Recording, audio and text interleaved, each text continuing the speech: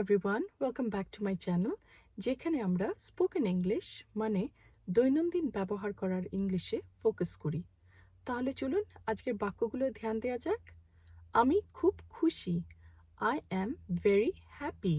আমি রেগে আছি, আই অ্যাম অ্যাংরি।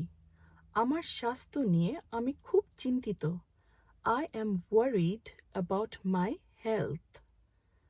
আমার আজকে খুব ক্লান্ত লাগছে, I am feeling very tired today.